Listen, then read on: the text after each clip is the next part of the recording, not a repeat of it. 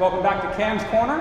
I'm your host, as always, Camden Riviere, here in Charleston, South Carolina at the Charleston Squash Club to bring you some drills that you can do that are crossover between squash and court tennis.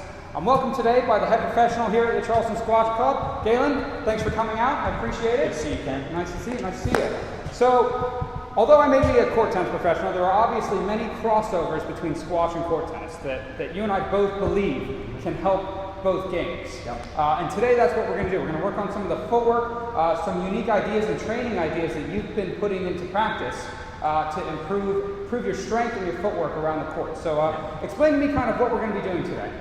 So what we're going to be doing today is we're going to do some squash resistance training. Basically we're using a resistance cord. We're going to hook it up to Cam and we're going to get the resistance going. We're going to give him some movement across the court. Basic movement.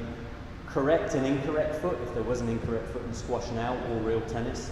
But basically it's going to be off both feet and we're just going to get the strength, core stability and balance that everyone needs in tennis and squash. So we're going to hook him up and we're going to give it a go. Yep. So perfect. So what Galen's talking about while he's setting it up is our movement across the court and incorrect versus incorrect. Okay. Now it's kind of a general term because it depends who you talk to as to what's correct and what's incorrect.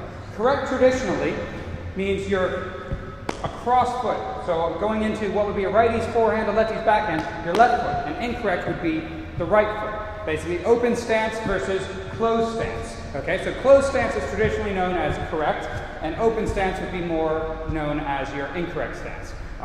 Incorrect stance is something that we generally use more in squash necessarily than court tennis, but there's a reason to use both. This is just something I actually learned today talking to Galen, is that he uses the open stance when he's trying to get across the court faster for a ball that you have less time to get to and you want to cut off. Whereas the correct stance takes a little longer, right? May feel a bit more solid coming through the shot, but it takes longer to get across the court. So the ability to utilize both at any given time can be very useful to your game. So what are we going to do today? How's this going to work? I feel awkward. So basically what we're going to do is Cam's now got onto the tee to get the resistance on the bungee. If he steps back a little bit, the bungee's coming off.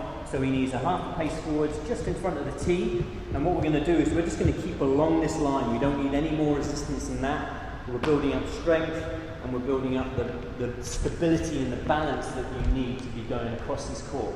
So what we're going to be doing is we're going to go across the court with correct movement, hit the ball as if you're going to hit the ball, and then you're going to drift through the tee to hit the ball on the correct foot this side as well.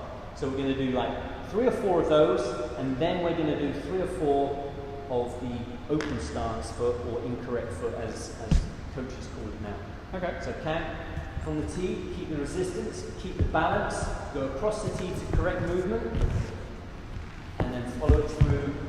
Yes. Keep going. You can see he's a tiny little bit off balance here through the tee, but then the more you do it, the more you're going to be able to get more stability and strengthen those legs to keep you going. Okay, one more. Okay, and then on the tee. So now we've got to think about how we're going to move through the tee. We have to call it the tee position because it's the center of the court or between the middle of the 2 side walls. And we're going to go across and we're going to hit an incorrect or open stance ball.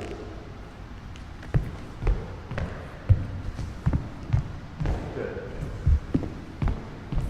You can see that Cam is a lot quicker and a lot more fluid with this incorrect movement.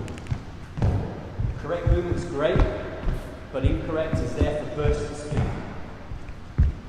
And you can feel the difference when you're doing these exercises between what muscles are engaging in your legs, right? Forcing that stability through your quads, hammies, and knees, and especially through your core to stay down through the shot with the resistance. It's very easy to take this shot and fall away because of the resistance. So it really forces you to stay stable over that knee and balance through your shot. You can't pull out, you can't do any of those things. Exactly. So you've got the eccentric movement, which is pulling you to and from the ball, and you've got to counteract both of those positions.